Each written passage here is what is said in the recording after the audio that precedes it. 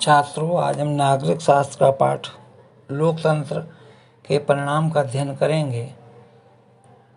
इस पाठ में हम लोकतंत्र के राजनीतिक परिणाम, लोकतंत्र के आर्थिक परिणाम और लोकतंत्र के सामाजिक परिणाम के विभिन्न बिंदुओं की चर्चा करेंगे और अंत में निष्कर्ष और वीडियो के अंत में आपके लिए गृह कार्य के कुछ प्रश्न।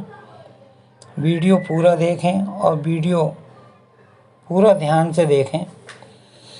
लोकतंत्र की सबसे प्रमुख विशेषता ये है कि वह अपने नागरिकों को राजनीतिक और सामाजिक गुणवत्ता प्रदान करता है।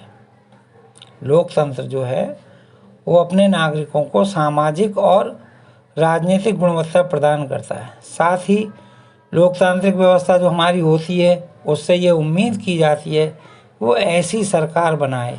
सरकार ऐसी होनी चाहिए जो अपने नागरिकों की आवश्यकताओं और अपेक्षाओं के अनुसार कार्य करे। सरकार ने जिस उम्मीद, लोगों ने, मतदाताओं ने जिस उम्मीद से सरकार को चुना है वो उम्मीदें उसकी पूरी हों।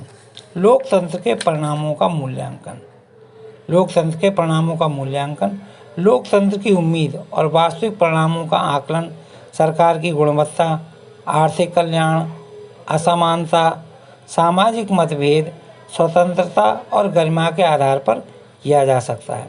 लोकतंत्र ही एक ऐसी शासन प्रणाली है जिसमें नागरिक अपने लक्ष्यों को प्राप्त कर सकते हैं। राजनीतिक परिणाम। राजनीतिक परिणाम। लोकतंत्र के राजनीतिक परिणाम क्या होते हैं? लोकतंत्र के राजनीतिक परिणाम जवाबदेह, उत्तरदायी और वैध सरकार बनाना है। अब आपको बताऊं कि उत्तरदायी और वैध सरकार क्या होती है। उत्तरदायी, जिम्मेदार और वैध शासन। उत्तरदायी, जिम्मेदार और वैध शासन। लोकतंत्र में जवाबदेह और उत्तरदायी सरकार वह है जो अपने नागरिकों के लिए उत्तरदायी है। वह अपने नागरिकों की ओर से और उनकी आवश्यकताओं एवं अपेक्षाओं के अनुसार सभी निर्णय लेने के लिए जिम्मेदार है। लोकतंत्र का उद्देश्य एक ऐसी सरकार का गठन करना है जो नियमों का पालन करे और लोगों के प्रति जवाबदेह हो। लोकतांत्रिक सरकार नागरिकों को निर्णय लेने में स्वतंत्रता प्रदान करती है। पारदर्शिता। पारदर्शिता का अर्थ सरकार के खुलेपन, संचार और जवाबदेही से है। वैध सरकार। वैध सरकार का अर्थ है लोकतांत्रिक सरकार एक वैध सरकार है जहां देश के सभी कानून नागरिकों के प्रति समान रूप से लागू होते हैं। एक वैध सरकार को लोगों की मांग और ज़रूरतों पर ध्यान देना चाहिए। निश्चित रूप से ये सरकार का एक अच्छा और अधिक वैध रूप है। आर्थिक परिणाम। आर्थिक वृद्धि और विकास। गरीबी और असमानता में कमी लोकतंत्र के प्रमुख आर्थिक परिणाम हैं। आर्थिक वृद्धि और विकास। सरकार से उम्मीद लगाई जाती है कि वे आर्थिक वृद्धि और विकास करे, परंतु दुनिया के अनेक लोकतांत्रिक देश जनसंख्या आकार, वैश्विक स्थिति, आर्थिक प्राथमिकताओं के कारण इस उम्मीद को पूरा करने में असमर्थ रहते हैं। असमानता और गरीबी में कमी। लोकतांत्रिक व्यवस्थाओं से ये आशा रखना कहीं अधिक तर्कसंगत है कि वे आर्थिक असमानता को कम करेंगे।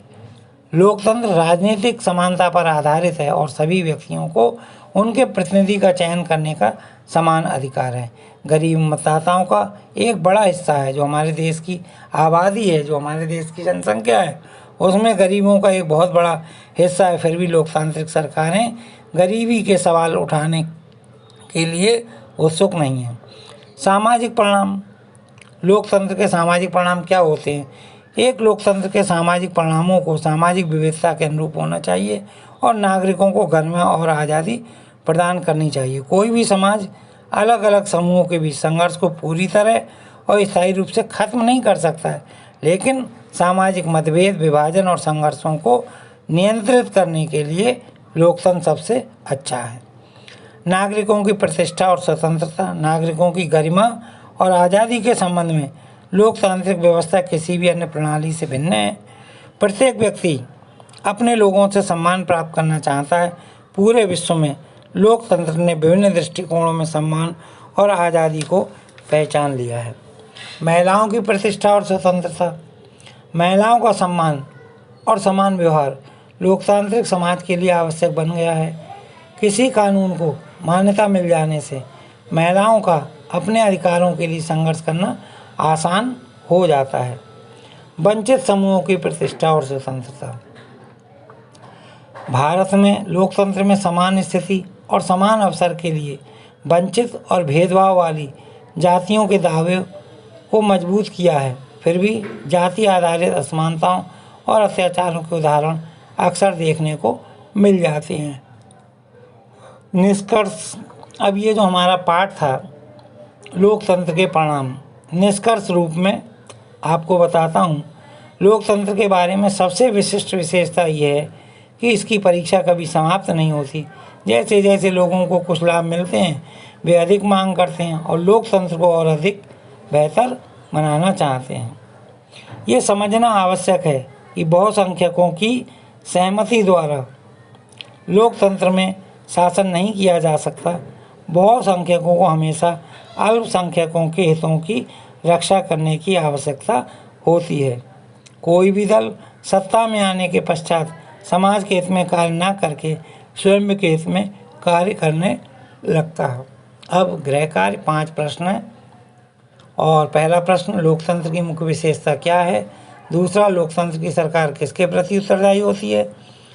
तीसरा, राजनीतिक परिणाम क्या हैं, लोकतंत्र के राजनीतिक परिणाम क्या हैं। चौथा, वैध सरकार किसे कहते हैं। और पांचवा, लोकतंत्र में सामाजिक परिणाम किसके अनुरूप हों। धन्यवाद।